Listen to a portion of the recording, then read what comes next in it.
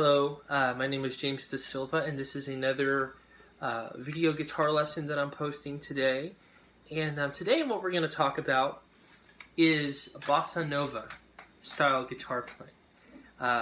Brazilian jazz, some people call it that, but we're playing a classical guitar today, or as they say in Brazil, o violão, more of a nylon stringed instrument. And we're going to talk about some real simple chord voicings that you can use, as well as the right hand pattern that we use to get a kind of a sound that is more pertinent to Bossa Nova. Okay? So I'm going to play you the example first, and then I'll break it down what the left and right hand are doing. Okay? So here it goes. Here's the example.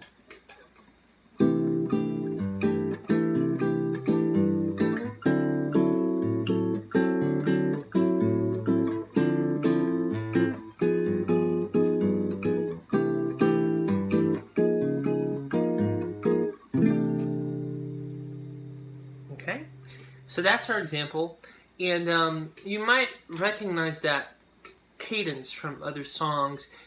Probably the most famous example of that chord progression is The Girl from Ipanema. In this case, we're not playing it in the key of F, which is the original recording. We're playing this progression in C, so it's not quite in the same key, but that's the exact same harmonic progression that we're doing. You also can hear that in songs like Take the A Train or other popular jazz standards. Okay, so let's talk about what the chord voicings we're using are. Now the voicings here are very common in jazz music, all in all. Not just bossa nova, but these are very important voicings to know as a guitar player. So if you're not familiar with these will be very valuable to broadening your chord vocabulary as a guitarist. Okay, so our first chord is C6-9. Okay, so our middle finger is playing C, which is on the 3rd fret of the A string. Our index finger is barring the 2nd fret of the D and G string, which is E and A. And A is what the 6 is in that chord in the C6-9. And then our ring finger is going to bar the 3rd fret of the top 2 strings, the B and the E string, which are the notes D and G. So D is your 9. So that's our C6-9 chord. Okay, and this is a very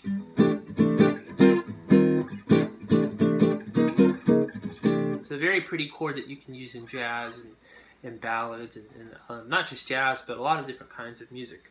So that's your first chord. Okay. Now the next chord that we're going to play is a D9 chord. Okay, and D9 is just the middle finger is on the 5th fret of the A string, which is our D note. F sharp, which is the 4th fret of our D string, and then our ring finger is going to bar the top 3 strings, the G, B, and E string on the 5th fret, giving us the note C, E, which is E is our 9th note, this note, and then A. Okay, so that's our D9 chord. Okay, and there are different ways to play that. You can also play, well, the fingerings are different. You can go middle, index, ring, pinky, and then use the pinky to grab that top note. Okay, so you can do it that way, but whatever floats your boat. Okay, I just prefer that way. It's just me. So anyway, so that's our second chord. Now our third chord, all we're doing to play a D minor 9 is we're moving this finger, our index finger, on the 4th fret to the 3rd fret, which is what makes it minor 9. So we go from D9 to D minor 9. Okay, so that's D on the 5th fret of the A string, F on the 3rd fret of the D string, and then our ring fingers barring the top 3 strings in the 5th fret, giving us C, E, and A, and E is our 9th still. Okay. Now this cadence here, pay attention to it because it really does something, as far as voice leading is concerned, where we're not just playing chords, but we're playing a melody with our chords. That's D hammer, D9, and then we go to D, flat 9, sharp 5. Okay? Now, I'm going to just go a little ahead here for just a second, but pay attention to the melody that the chords are playing.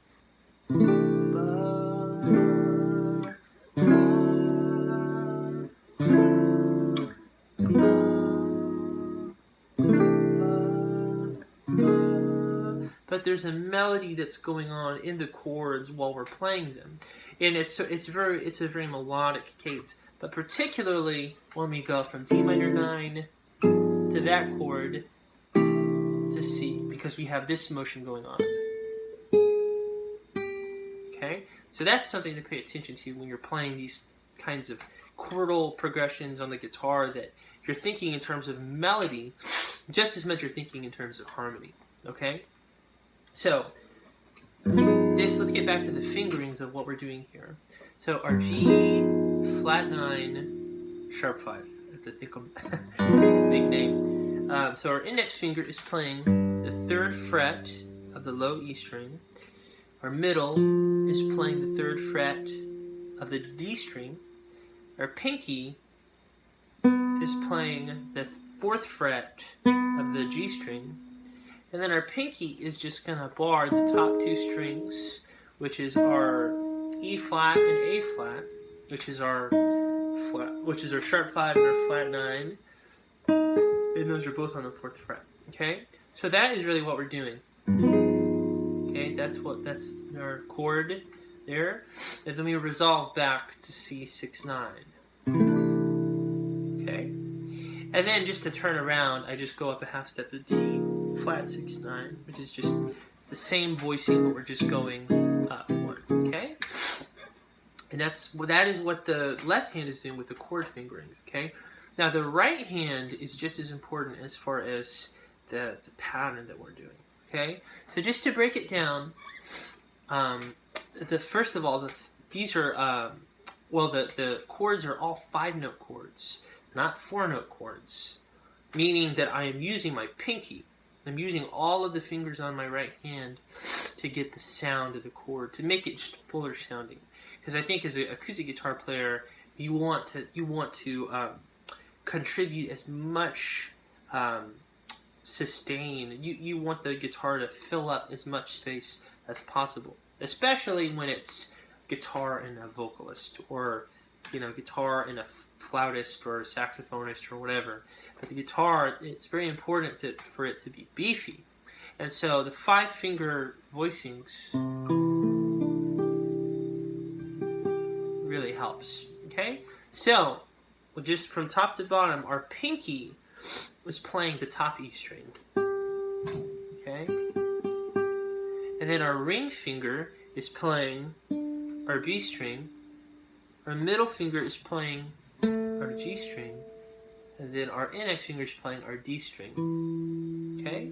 So that's what those guys are doing. And then our thumb is playing our bass. Our thumb is being our bass player. Okay? So for this progression, the bass is playing quarter notes. So if the tempo is here, I'm going 1, 2, 3, 4. Okay? So in the progression, you can hear I'm going root, 5th, root, 5th. Okay? So, now what's important to note here, with Brazilian music, the rhythmic aspect of what we do is so complex. And notice the difference here. The bass is very square. It's almost like a country bass player would play. Root, 5th, root, 5th. Right? It's that same kind of thing. We're playing quarter notes. But juxtaposed against that walking bass, that quarter note bass drive, our top 4 fingers are playing a lot of syncopation. Okay, so this is I'm gonna speak the rhythm so you can understand more completely what it is we're doing rhythmically. So we're going 1 E and a 2 E and a 3 E and a 4 E and a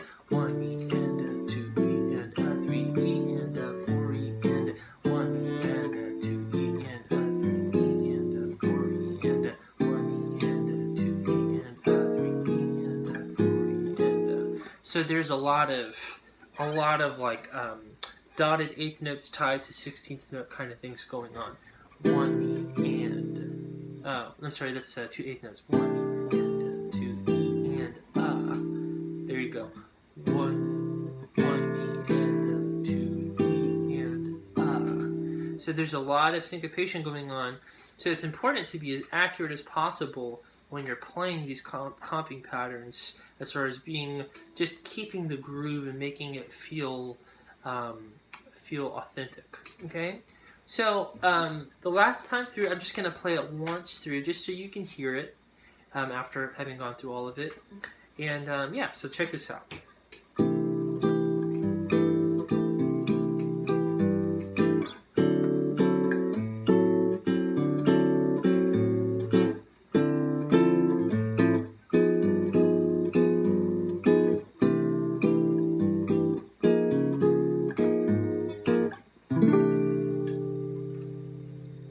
Okay, so that is our lesson for today, and I hope that benefited you somehow. Feel free to subscribe to my channel and like the video, and feel free also to leave messages. If there's anything specifically that you would like me to cover or to go over more, I am totally open to that. So thank you so much for watching, and I'll see you next time. Bye.